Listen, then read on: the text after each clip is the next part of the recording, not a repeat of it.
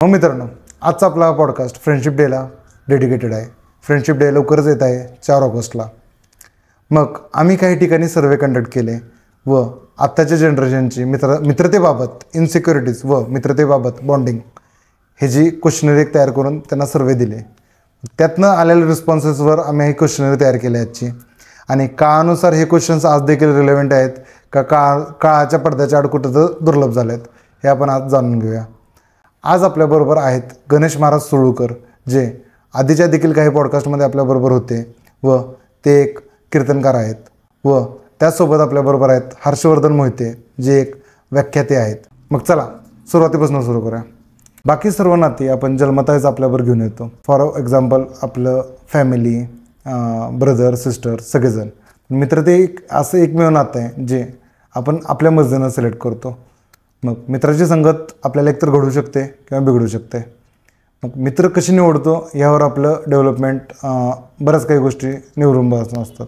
बाकी सर्व नाती आपण जन्मताच घेऊन येतो, पण मित्र ते एकमेव असं नातं आहे जे आपण स्वतःच्या इच्छेनं स्वीकारतो. मग मित्रता ही अशी एक गोष्ट आहे जी आपल्याला घडू देखील शकते व आपल्याला बिघडू देखील शकते. मग चला आज याच विषयावर थोडं अजून नॉलेज घेऊया. तुमचं मित्रतेविषयी काय मत आहे? तर मित्रता म्हणायला गेलं तर ही मैत्री म्हणजे एक अशी कन्सेप्ट आहे. एक श्लोक आहे, माता मित्रम पिता चेती स्वभावतः त्रतयम हितम कार्य कारण तैच्छन्य भवंती हित बुद्धाय. म्हणजे थोडक्यात काय, हित आपलं हित कोण जाणतं तर एक म्हणजे आई वडील. हे का जाणतात? कारण ते आपले स्वतःचे आहेत म्हणून. इतर नाते आपले हित जाणू शकत नाहीत, ते कुठेपर्यंत स्वार्थाचे नाते. पण इथं माता मित्रम, मित्राला असं दुसरं स्थान दिलेलं आहे. मित्र म्हणजे काय तर आयुष्यामध्ये मित्र हा एवढा महत्वाचा आहे, इम्पॉर्टंट आहे. कारण जीवनामध्ये जर जगायचं असेल, संगत घडायची असेल तर संगतीनं तुम्ही सांगितल्या पद्धतीने घडू शकतो, बिघडू शकतो. पण आपली जर संगत जर चांगली असेल तर 100% आपला हितच होणार आहे. पण हितम बुद्ध, थोडक्यात काय, आपलं हित जाणणारा कोण असेल तर आई वडील आणि त्यांच्या नंतरच म्हणजे पलीकडचं नातं, त्याचा काही आपला संबंध रक्ताचा जरी नसला तरी म्हणतो आपण की बाबा मित्र तो सखा आहे माझा. या न्यायानं मित्र ही अशी कन्सेप्ट आहे की खूप महत्वाची आहे. आणि मैत्री जर पाहायला गेलं तर कशी असावी तर मैत्री निस्वार्थपणाची असावी. एका मित्रानं दुसऱ्या मित्राला सपोर्टिव्ह भावनेनं किंवा चांगल्या हेतून मदत किंवा त्याचं हित जाणावं, हेच या मैत्रीच्या दृष्टिकोनातून सांगितलं. जसं की एक उदाहरण आहे, दुधाची आणि पाण्यासारखी मैत्री असावी. दूध आणि पाणी याच्यामध्ये डिफरन्स असा आहे की ज्यावेळेस पाणी दुधामध्ये मिक्स होतं त्यावेळेस दूध त्याला आपलंसं करून घेतं, म्हणजे आपली भावना त्याला देतं. एक मैत्रीच्या नात्यानं ते आपल्याला म्हणजे काय म्हणतो आपण त्याला, मिश्र करून घेतं. त्यामध्ये भेद राहत नाही. जसं दुधानं त्याचं पाणीत्व स्वतःला घेतलं, त्याच न्यायानं ज्यावेळेस ते गरम होतं, आता पाण्याचा दृष्टिकोन काय असतो, ज्यावेळेस गरमी वाढते, ज्यावेळेस दूध तापवलं जातं त्यावेळेस पाणी त्यातलं तो तापमान पूर्ण शोषून पाणी जळून जातं. म्हणजे इथं मैत्रीसाठी तो जळलाच होता, पाणी संपून गेलं. त्यावेळेस दूध पुन्हा एकदा त्याला तापमान लागल्यानंतर ते वरती यायला लागलं, ते आता उतू जाणार. त्यावेळेस आपण काय करतो, थोडंसं पाणी त्यात मिक्स करतो, त्यावेळेस ते थंड होतं. म्हणजे ही कन्सेप्ट जर पाहायला गेलं मूळ मुद्दा हाच आहे की मैत्री ही अशी असावी, त्यावेळेस मित्र दुःखात आहे त्यावेळेस त्याला सपोर्ट करावा, त्यावेळेस सुखात आहे त्याच्यासोबत असतोच, फक्त दुःखात महत्व जास्त. तुमचं काय म्हणतं? मैत्रीबद्दल बोलायचं झालं, आता महाराजांनी सांगितलं, मित्र गरीब असतो, मित्र श्रीमंत असतो. मित्र गरीब असतो, मित्र श्रीमंत असतो, मित्र हुशार असतो, मित्र मंद असतो. परंतु जोपर्यंत मित्र आपल्या सोबत असतो तोपर्यंत दुःखासाठी काळजाचा दरवाजा हा कायमचा बंद असतो. कारण की मित्र हा आपल्या आयुष्यातील एक महत्त्वाचा घटक आहे. एक कवी अनंत राऊत म्हणून एक कवी आहेत, आपण सर्वांनी यूट्यूबद्वारे आणि फेसबुकद्वारे त्यांची कविता गाजलेली आपण ऐकलेली आहे. त्यातल्या 2 कविता मी कवितेतल्या ओळी सादर करतो. अतिशय मार्मिकपणे मैत्रीचं जे नातं आहे त्या कवितेत त्यांनी मांडलेलं आहे.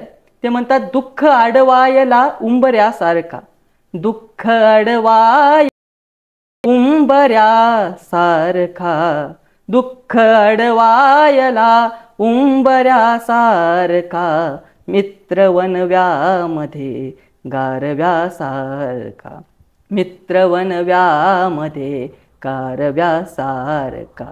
एक तू मित्र कर, एक तू मित्र कर, आरशासारखा. एक तू मित्र कर, आरशासारखा. मित्र वनव्यामध्ये गारव्यासारखा. मित्र वनव्यामध्ये गारव्यासारखा. आत्महत्याच करणार नाही कुणी, आत्महत्याच करणार नाही कुणी. मित्र असला जवळ जर मनासारखा, मित्र असला जवळ जर मनासारखा. मित्र वनव्यामध्ये गारव्यासारखा. मित्र वनव्यामध्ये गारव्यासारखा. म्हणजे अतिशय मार्मिक शब्दामध्ये त्यांनी मैत्रीचं या ठिकाणी जे महत्त्व सांगितलेलं आहे हे खऱ्या अर्थानं आजच्या युवक पिढीनं समजून घेणं महत्त्वाचं आहे. मैत्री म्हणजे काय? आज आपण कॉलेज जीवनात असतो किंवा अनेक जीवनातल्या प्रत्येक घडामोडीत मैत्री ही अतिशय उपयोगी असते. आज आपण आपल्या काही गोष्टी असतात त्या आपण आईवडिलांशी शेअर करू शकत नाही, कोणी आपल्या नातेवाईकांशी शेअर करू शकत नाही, परंतु आपलं मन मोकळं करण्याचं एक हक्काचं ठिकाण कुठलं असेल तर ते खऱ्या अर्थानं आज कॉलेज जीवनात मैत्री आहे. त्यामुळे मैत्रीला अतिशय साधारण महत्त्व. अनेक संत महात्म्यांनी सुद्धा सांगितलंय की मैत्रीचं महत्त्व हे अनन्यसाधारण आहे. त्यामुळे मैत्री आपण जपली पाहिजे असं वाटतंय, मला असं वाटतं. नक्कीच. आपलं इंडियन कल्चर असं आहे की गरीब श्रीमंत हा भेद शक्यतो जाणून येत नाही मित्रतेमध्ये. कारण की आपल्यावर शिकवण संस्कारच अशा पद्धतीने घडलेले असतात की सर्व लोक एकसारखी. यामध्ये जास्तीत जास्त वाईट आणि चांगलं एवढंच आपण बघतो. चांगले लोकही चांगल्याचीच मैत्री करतात. मग माझा असा प्रश्न आहे की मित्रतेमध्ये मोठे छोटे गरीब श्रीमंत हा भेद कालांतराच्या आधी होता नव्हता, आत्ता आहे नाही, ह्याच्याबद्दल तुमचं काय मत आहे? मैत्रीचं हे नातं असं आहे की जे सूर्यासारखं तेजवान आहे, जे पाण्यासारखं निखळ आहे आणि चंद्रासारखं शीतल आहे.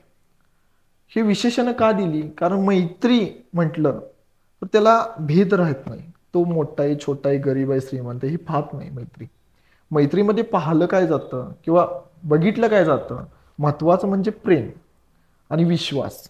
मैत्रीचे 3 नियम असे आहेत, म्हणजे नियम नसतातच मैत्रीला, पण श्रीकृष्णाच्या मते मैत्रीमध्ये महत्त्वाचा विश्वास महत्त्वाचा आहे. मैत्रीला विश्वासाची पात्रता जर असली तर ते नातं घट्ट असतं. दुसरं म्हणजे साथ, ती मैत्रीची साथ कुठेपर्यंत असेल. आणि तिसरी गोष्ट म्हणजे मैत्रीमध्ये मित्र दुःखात असू दे सुखात असू दे तिथपर्यंत पोहोचला पाहिजे मित्र त्याच्या मदतीसाठी. हे 3 महत्त्वाचे नियम आहेत. जसं की तुम्ही सांगितलं गरीब श्रीमंत हे आत्ताचं जे युग आहे त्यामध्ये सुद्धा मैत्री तशीच राहिलेली आहे. एक वेगळ्या पद्धतीची हसी मजाक तर होत राहतात, मैत्रीचं नातं हे घट्ट आहे. जसे की पुरातनामध्ये एक कथा येते अशी की कृष्णाचं आणि सुदामाचं एक वेगळं नातं होतं. कृष्ण द्वारकेचा राजा होता आणि सुदामा हा दरिद्री होता, गरीब होता.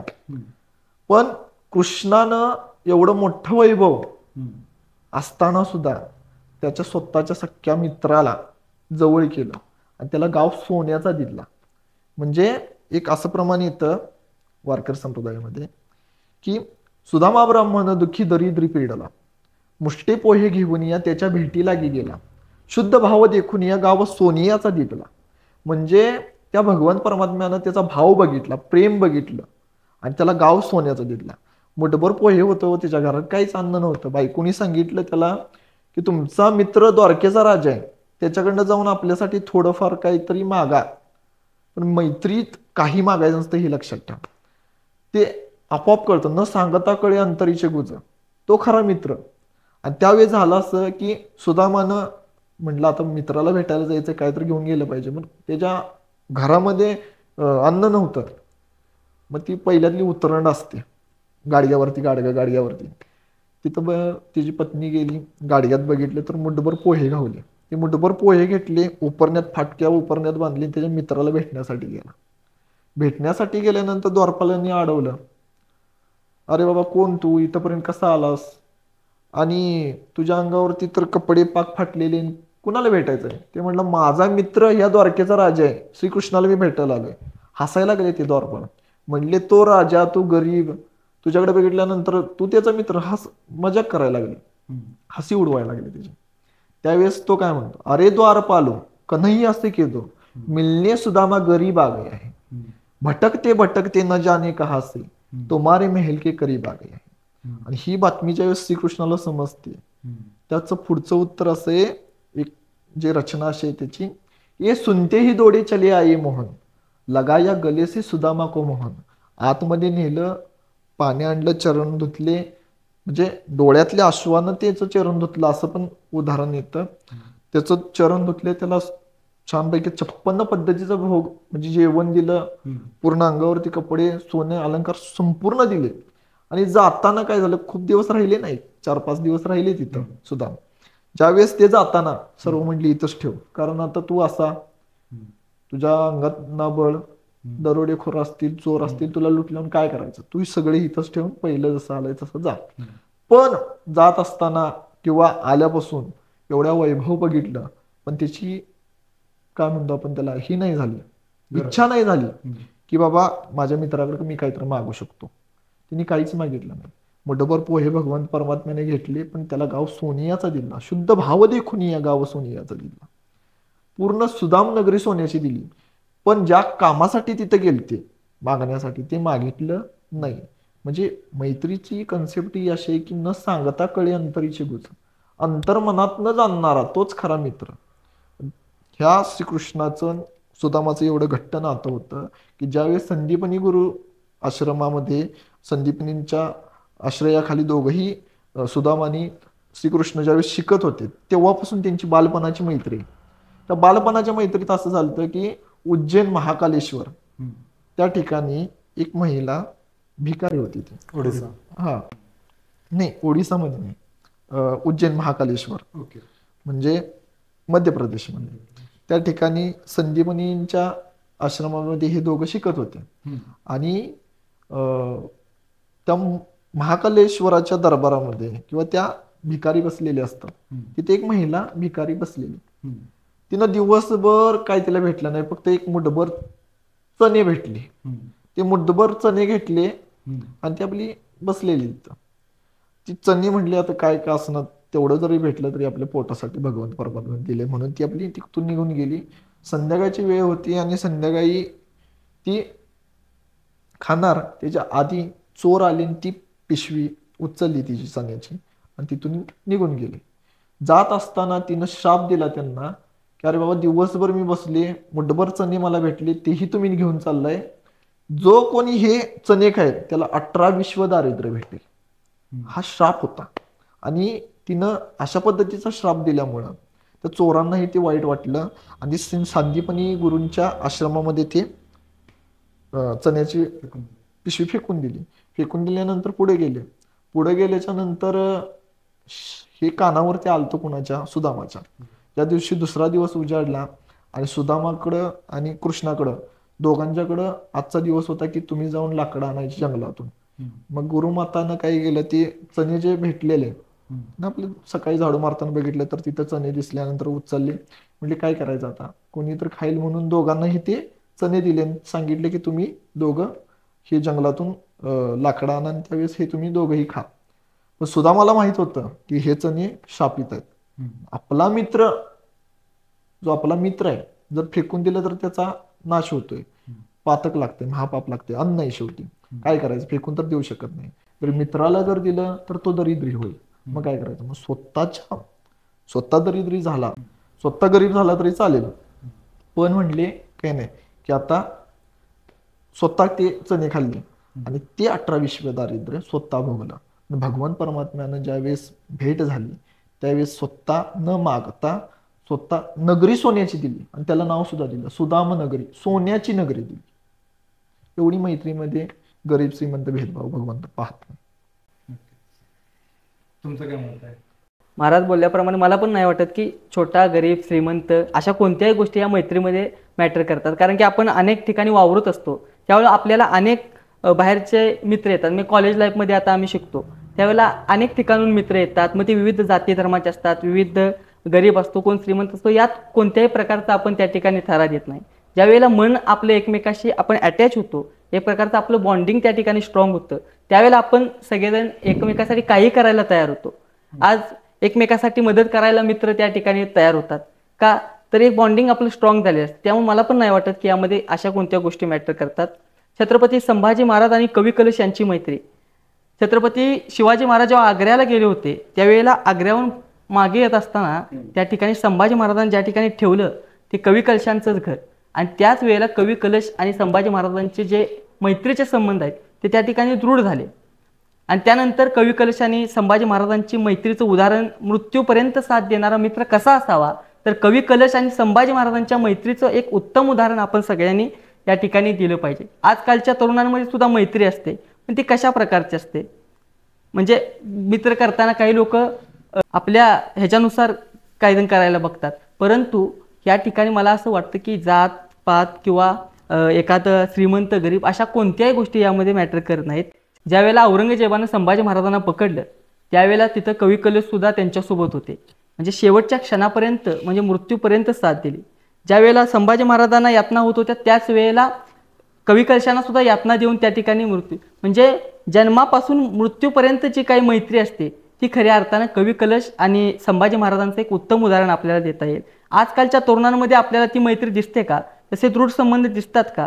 आजकालचे तरुण अनेक फॅक्टर म्हणजे मैत्री म्हणजे आपल्यासारखा आहे का, किंवा आपल्या म्हणजे आपल्या एवढं त्याचं सुद्धा घरची परिस्थिती आहे का, अशा प्रकारे आजकालचे युवक करायला बघतात. पण मला असं वाटतं की अशा कोणत्याही फॅक्टरमध्ये मैत्री बसेल. मैत्री म्हणजे एकामेकाचं बॉन्डिंग जुळलं आणि एकामेकासाठी आपण काही करायला तयार झालो, ही म्हणजे खऱ्या अर्थानं मैत्री असते. त्यामुळे मैत्रीत अशी कोणतीही बंधने यावीत असं मला वाटत नाही.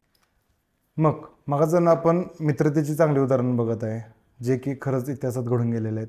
पण प्रत्येक नाण्याला दोन बाजू असते. जशी एखाद्या व्यक्तीची चांगली बाजू असते तशी वाईट बाजू देखील असते. बऱ्याच वेळा असं देखील होतं की मित्र मित्राला चुकीच्या गोष्टीत मदत करतो.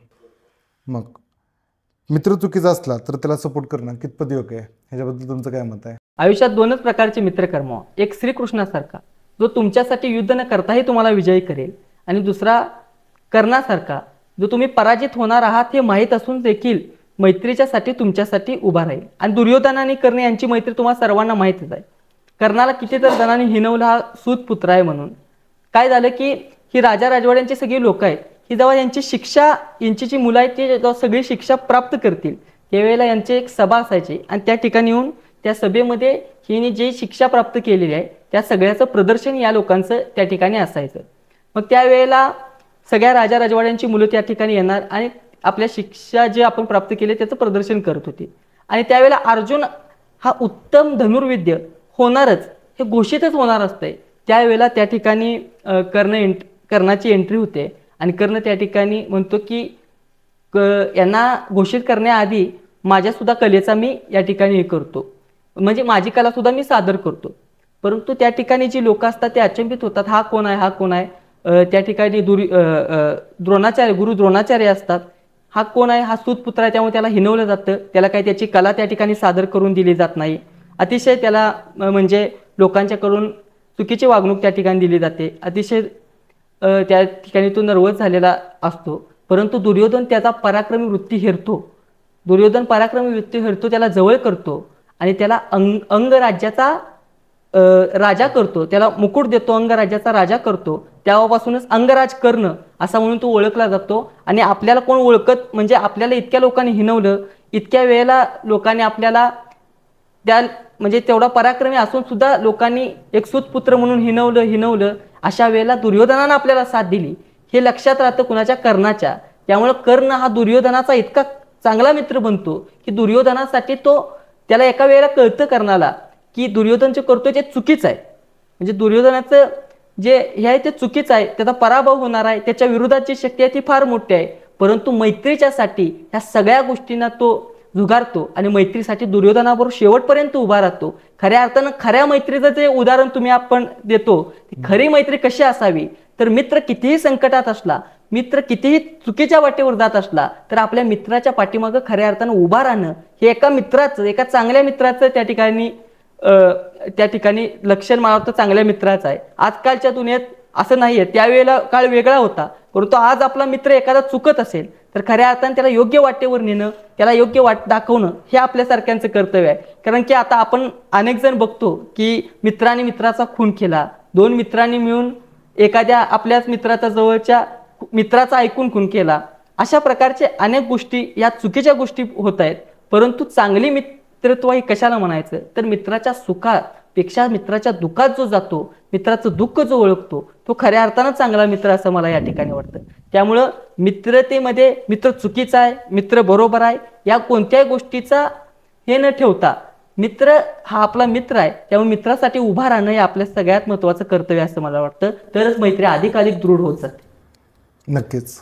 गणेश महाराज, ह्यालाच लागून एक माझा प्रश्न आहे, असं कोणतं उदाहरण आहे का की सुरुवातीच्या काळात मित्रता एकदम घट्ट होती, पण जसा जसा काळ बदलतो, युग बदलतं, गरजा बदलतात, मित्राचं रूपांतर शत्रुतेत होतं?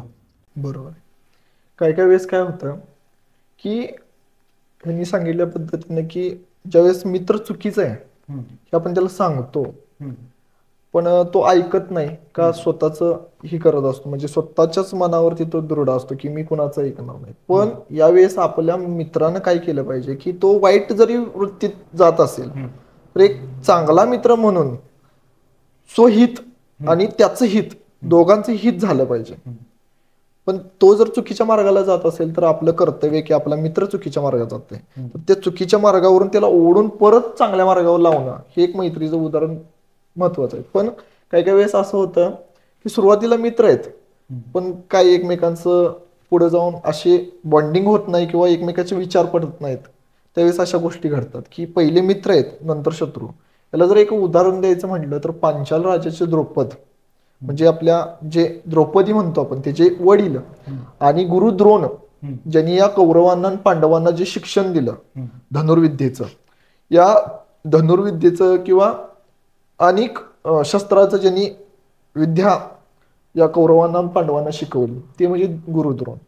हे गुरुद्रोण आणि द्रौपद राजा हे दोघेही एवढे जिवलग मित्र होते की दोघेही म्हणजे एका गुरुकडे शिकले आणि त्या ठिकाणी त्यांची मैत्री झाली. म्हणजे भरद्वाज गुरु ज्यांच्याकडे ते शिकत होते त्या ठिकाणी त्या दोघांची एवढी घट्ट मैत्री झाली की इकडे बघायला गेलं तर आता गुरुद्रोण हे गरीब आहेत म्हणजे थोडक्यात, पण हा द्रुपद राजा हा राज्याचा राजा होता. त्यावेळेस त्यांनी एक वचन दिलं, आपली मैत्री एवढी सुंदर आहे ना तर तुला मी आज म्हणले वचन देतो की भविष्यामध्ये मी ज्यावेळेस राजा होईल त्यावेळेस माझ्या राजाचा म्हणजे पांचाल राजाचा निम्मा भाग मी तुझ्या नावावर करेन, हे त्यावेळेस वचन दिलं. आणि काही कालांतरानंतर दोघेही आपापल्या मार्गाने निघून गेल्यानंतर काही दिवस गेले आणि इकडं द्रुपद राजा ज्यावेळेस राज्याच्या गादीवरती बसला त्यावेळेस असंख्य कष्ट व्हायला लागले गुरुद्रोणांना. त्यावेळेस आता एक मुलगा अश्वत्थामा, त्यांची पत्नी, हे तिघेही राहत असताना काही अडचणी आल्या कारणानं त्यांनी सांगितले की जावा. त्यावेळेस त्यांना आठवलं की माझ्या मित्रानं मला एक वचन दिलंय आणि ते वचन पूर्तता करण्यासाठी ज्यावेळेस गुरु द्रोण द्रौपद राजाच्या महाली आले त्यावेळेस गर्वानं आणि अहंकारानं त्या बसलेल्या सिंहासनावरती ओळखच दिली नाही आणि ओळख दिली नाही, हिनवलं गेलं. कोण? तू माझा मित्र? अरे तू तर सामान्य आणि तू माझा मित्र होऊ शकतो. एक सामान्य माणूस आणि एका राजाची कधीही मैत्री होऊ शकत नाही असं पूर्ण सभेमध्ये बोलल्यामुळं खूप त्यांना राग आला, त्यांना वाईट वाटलं, स्वतःच्या मित्राने हिनवलं आणि तेच पॉइंट पकडून म्हणजे तोच तिथे एक मुद्दा असा क्रिएट झाला की या दोघांच्या चांगल्या मैत्रीचं रूपांतर शत्रूमध्ये झालं.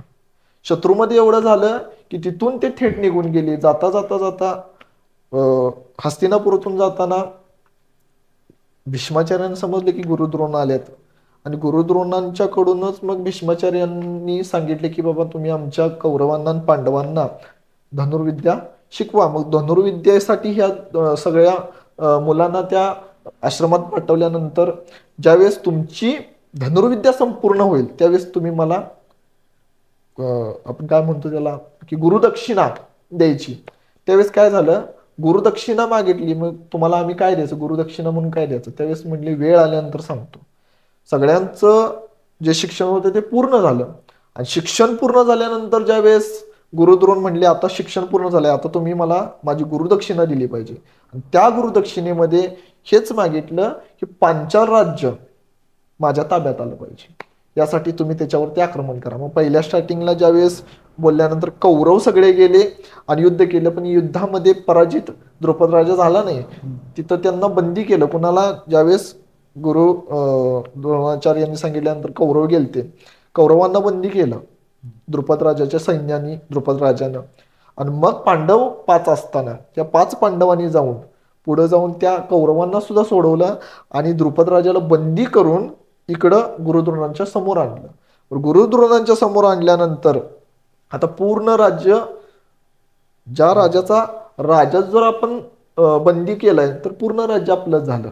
गुरुद्रोण त्याही ठिकाणी असं दाखवतात की झालं गेलं विसरून जा, तू म्हणलेला ना माझा निम्मा भाग आणि तुझा निम्मा भाग, मी मैत्रीच्या खातर असू दे, आपली जुनी मैत्री ती विसरायला तयार होते. जाऊ दे म्हणले, जे घडलं ते घडलं, निम्म राज्य तू कर, निम्म राज्य मी करतो, म्हणून दोघांनीही सोडून दिलं. तिथं त्यांनी काय राज्य केलं नाही म्हणजे गुरुद्रोणांनी.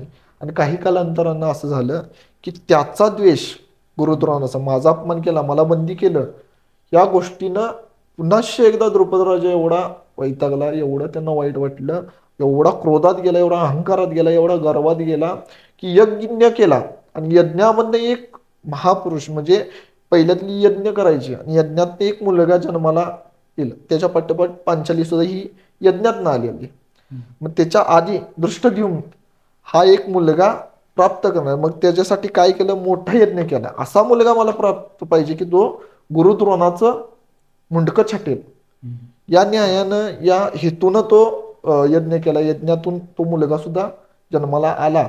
म्हणजे शेवट जर पाहायला गेलं, गुरुद्रोणांच्या साठी तो मुलगा जन्माला आलता मारण्यासाठी. शेवट ही तसा झाला. ज्यावेळेस अश्वत्थामा मेला म्हणून सांगितलं त्यावेळेस खाली बसले आणि दृष्टद्युम्नचा ज्याच्यासाठी अवतार होता किंवा त्याचा जन्म होता तो पूर्ण केला. म्हणजे इथं जर सांगायचं जर गेलं तर तेच आहे की एक पहिल्यांदा चांगले मित्र होते पण नंतर ते शत्रू झाले. याचं कारण जर बघायला गेलं तर हेच की मित्राने मित्राला दिलेलं वचन. आजकाल हेच व्हायला लागलं की आपली चांगली मैत्री असते पण कुठेतरी दोघं एकमेकांचा बिझनेस कुठेतरी टाकतात, दोघांमध्ये आधी चांगल्या गोष्टी होतात आणि नंतर पुढे जाऊन माझे पैसे जास्त तुझे पैसे असे, म्हणजे कशात ना कशात तरी भांडणं होतात.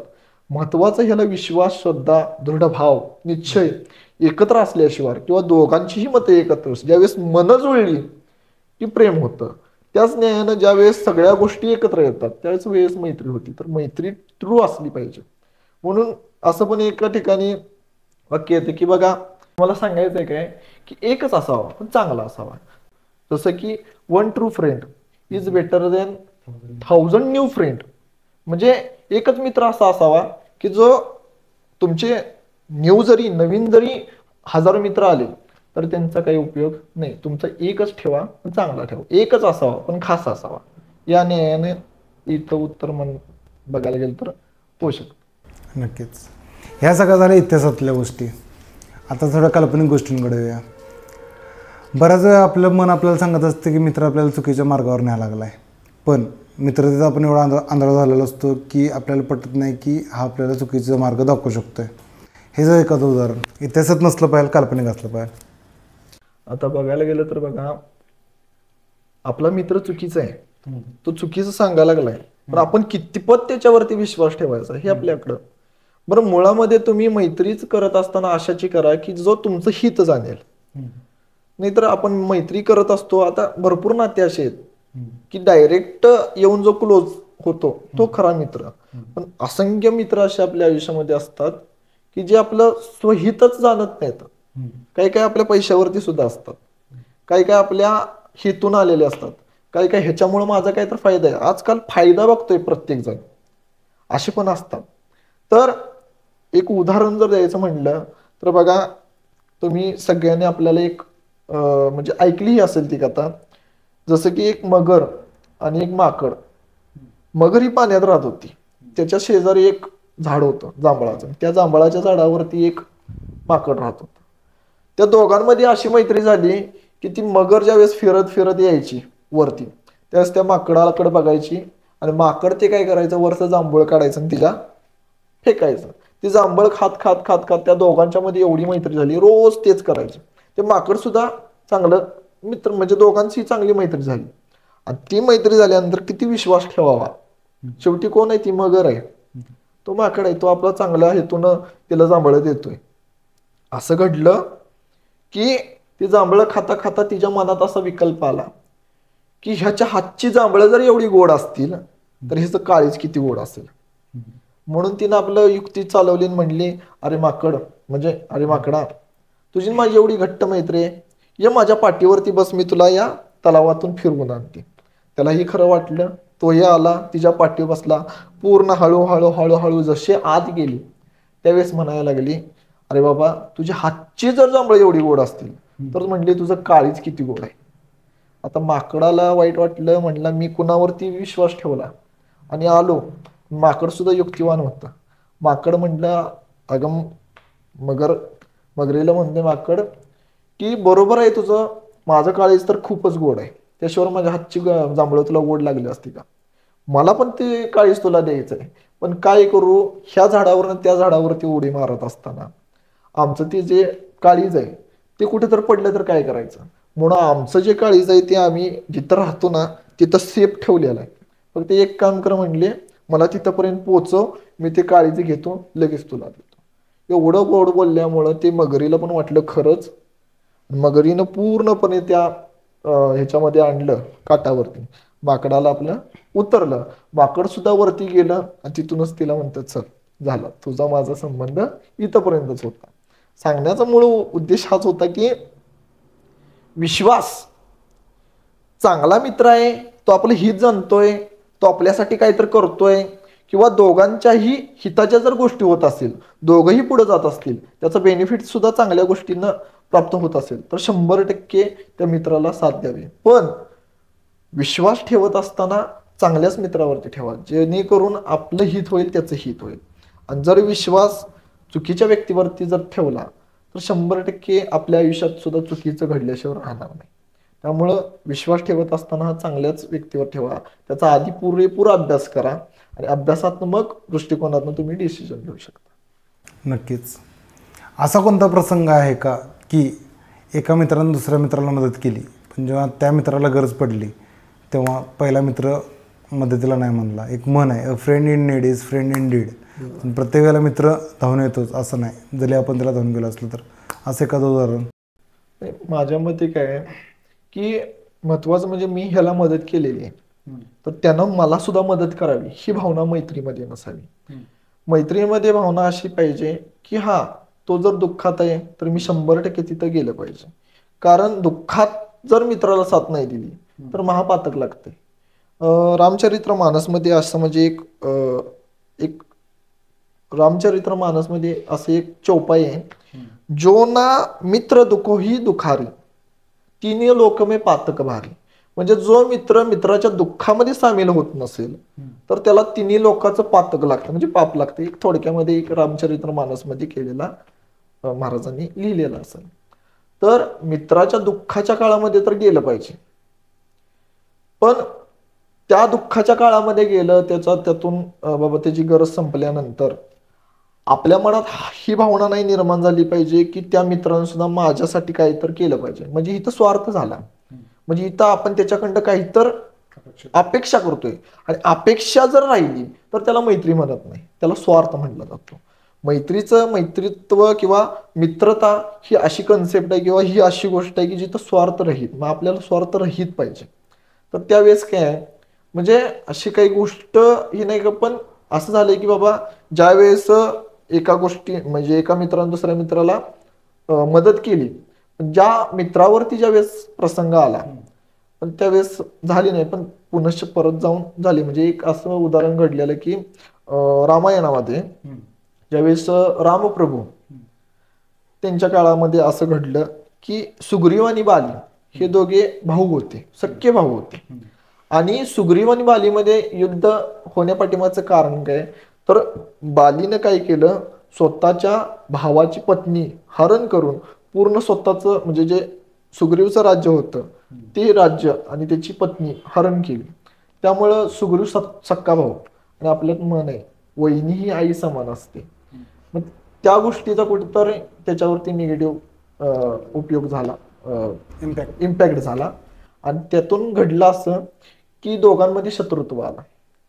पण बालीचं असं पण म्हणतात की बालीच्या समोर जाऊन जो युद्ध करेल त्या बालीला त्या पुढच्या व्यक्तीची निम्मी शक्ती यायची असं म्हणतात. असा काही कुठे उल्लेख नाही, पुरावा नाही, पण असं म्हणतात. म्हणून रामाने काय केलं म्हणजे सुग्रीव गेला आणि रामांना शरण गेला, म्हणलं असं असं घडलेलं आहे.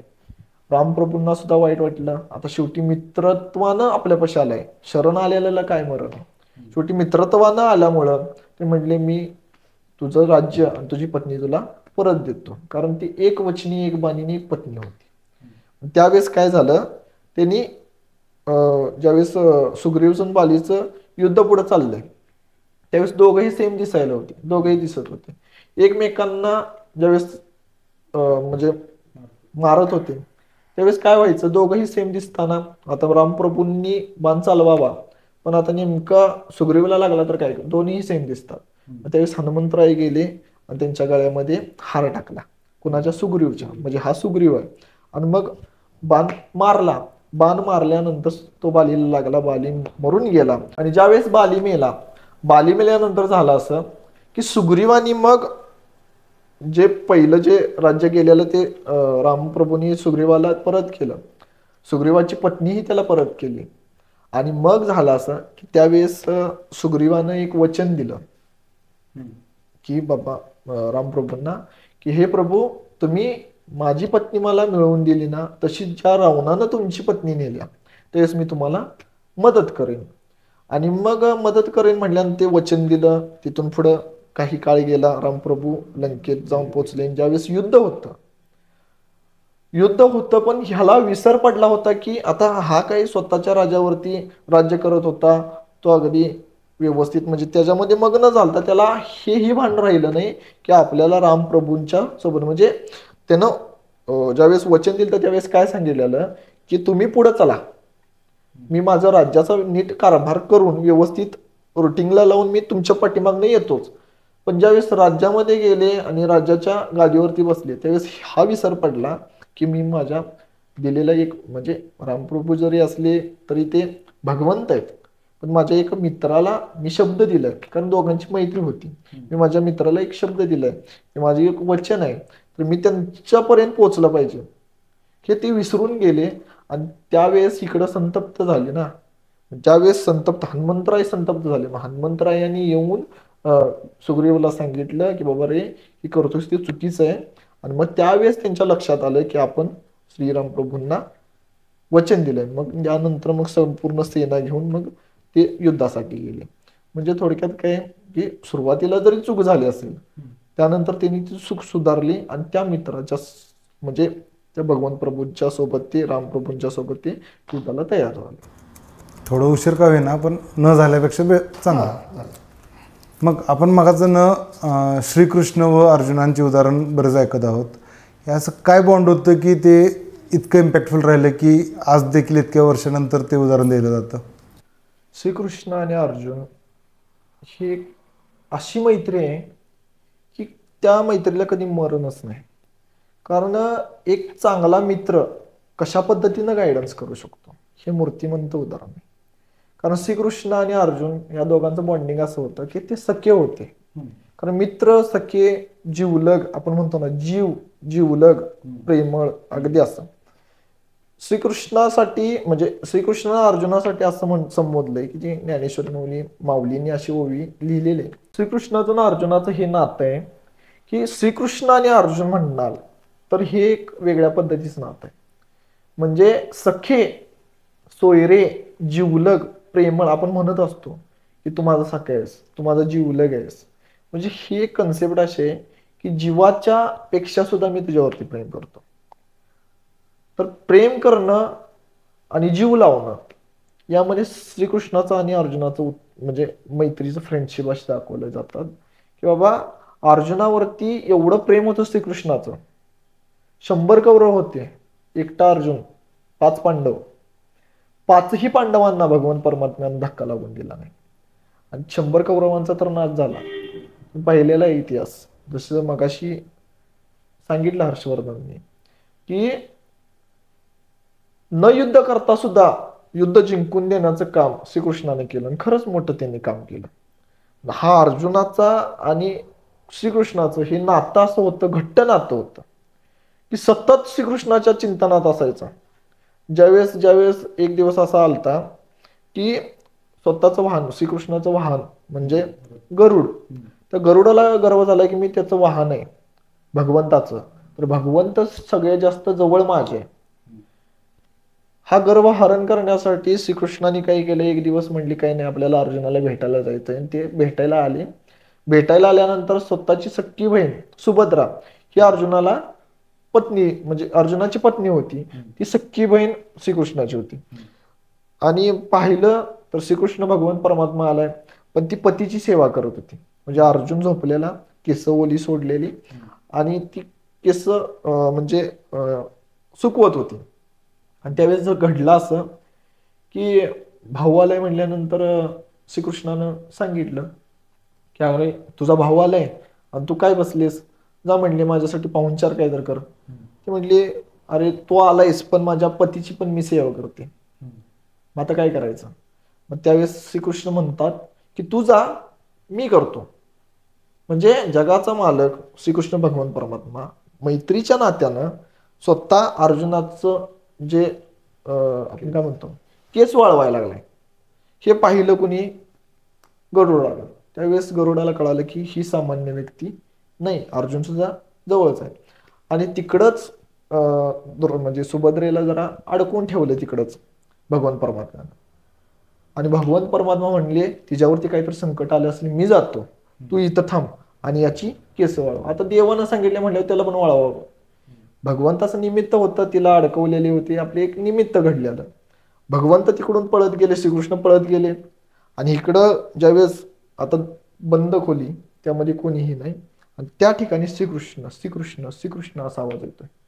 हा तर झोपलेला आहे, मी तर जागा आहे. म्हणजे स्वतः गरुड म्हणतोय मी जागा आहे, हा आवाज कुठून येतोय. आणि ज्यावेळेस त्यांना ऑब्झर्व केलं त्यावेळेस भगवंत परमात्म्याचं नाव अर्जुनाच्या रोमारोमातून येत होतं.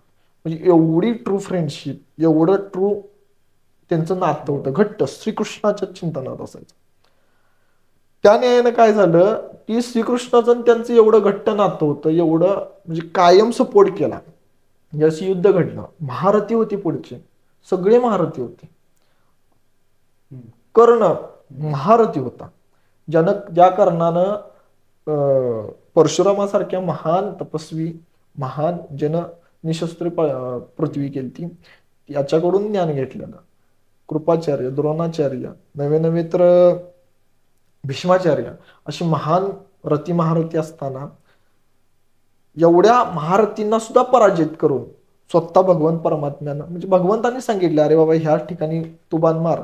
हे मी म्हणजे घडलेलं असं की ज्यावेळेस 18 औक्षणी सेना एका बाजूला आणि भगवान परमात्मा एका बाजूला, म्हणजे निवड करायची होती अर्जुनाला आणि दुर्योधनाला. त्यावेळेस दुर्योधनानं 18 औक्षणी सेना भगवान परमात्म्याची मागितली. म्हणजे तुला घेऊन काय करायचंय.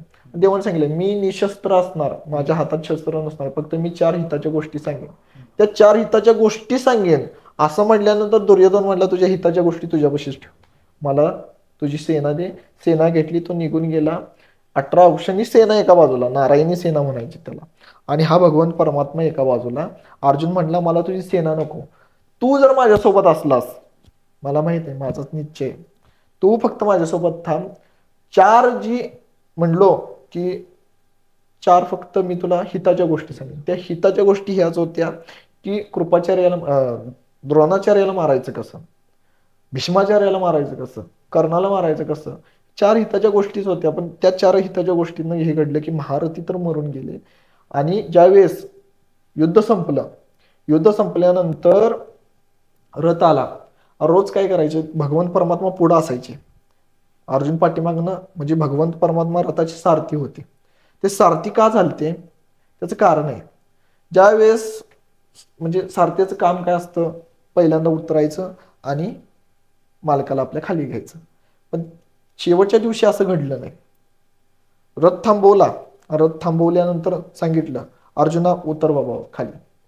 देवा आज असं का, रोज तुम्ही उतरता मला खाली घेता, आज असं का? तू म्हटले उत्तर तरी उतरले. अर्जुन उतरल्यानंतर भगवान परमात्मा उतरले, त्याला तर लांब घेऊन गेले. आणि लांब घेऊन गेल्याच्या नंतर पुढे बघितलं तर तो जो रथ होता तो एका सेकंदात, म्हणजे असं म्हणायला गेलं तर हरकत नाही की तो भस्म झाला, म्हणजे जळाला. याचं कारण काय होतं विचारलं, बाबा आज हे घडलं का? अरे अर्जुना, पुढचे जे व्यक्ती होते जे सामान्य नव्हते, रथी महारथी होते, त्यांच्या एका बाणाच्या, म्हणजे त्यांनी खूप असं तपश्चर्या केली ती, एक एक बाण, अग्निबाण वगैरे असे बाणाची नाव आहेत. हे एवढी तपश्चर्याचे बाण होते की तो रथ त्याचं वास्तव्य त्याच वेळेस संपलेलं. फक्त मी त्या रथावरती आरूढ होतो आणि साक्षात हनुमंतराय त्या रथावरती आरूढ होते, म्हणून हा रथ आतापर्यंत तरी थांबलेला. म्हणजे एवढा सपोर्ट भगवान परमात्म्यानं त्या अर्जुनाला केला. का तर मैत्रीच्या खातर. मित्रत्वानं हा भगवान परमात्मा आहेच तो, पण भगवंत परमात्मा सुद्धा सामान्य जीवाला एकत्र येऊ शकतो, त्यांच्या सुद्धा मैत्री होऊ शकते. ज्ञानोबराई म्हणतातच ना, जेव्हा आपण पैसायतान जर बघितलं, जे खळांची व्यंकटी सांडो तया सत्कर्मी रती वाढो, भूता परस्परे पडो मैत्र जीवांची. याचा अर्थ काय? मैत्र जीवांचे का, मैत्रीचं नातंच असं आहे की मैत्री म्हटलं की तिथे स्वार्थपणा आहे. मैत्री ही चांगली आहे. मैत्रीच्या दृष्टिकोनातून जर विचार केला तर मैत्री काय करू शकते, तर मैत्री ही न होणारी गोष्ट सुद्धा घडवून देऊ शकते आणि ती चांगली घडवून देऊ शकते. जे खळांची व्यंकटी सांडो, जे खळ आहेत, जे वाईट वृत्तीचे लोक आहेत, त्यांची वाईट वृत्ती जावो. ज्ञानोबरायांनी काय मागितले बघा, भूता परस्परे पडो किंवा जडो मैत्र जीवांची. म्हणजे जे भूत म्हणजे तुम्ही आम्ही सर्व प्राणी मात्रा यांच्यामध्ये एकमेकांविषयी प्रेम व्हावं. आता शेळी आणि वाघ यांच्यामध्ये कधी मैत्री होईल का? पण ते सुद्धा इथं भावार्थ मांडतात की बाबा या दोघांच्यात सुद्धा ही मैत्र जीवाची. ही जे सर्व भूत आहेत, जे जे भेटे भूत ते ते मानी, जे भगवंत हाची भक्ती योग निश्चित जाणा माझा, या सगळ्यांच्यात मैत्री व्हावी आणि मैत्र जीवांची व्हावी, एकमेकांच्या विषयी तळमळ प्रेम अनुभव व्हावा. म्हणून या न्यायानं महाराज म्हणतात की एवढं त्यांचं नातं क्लोज होतं. जसं की त्या श्रीकृष्णानं अर्जुनाला म्हणावं, तू प्रेमाचा पुतळा, भक्तीचा जिवाळा, मैत्रीची चितकळा, धनुर्धर.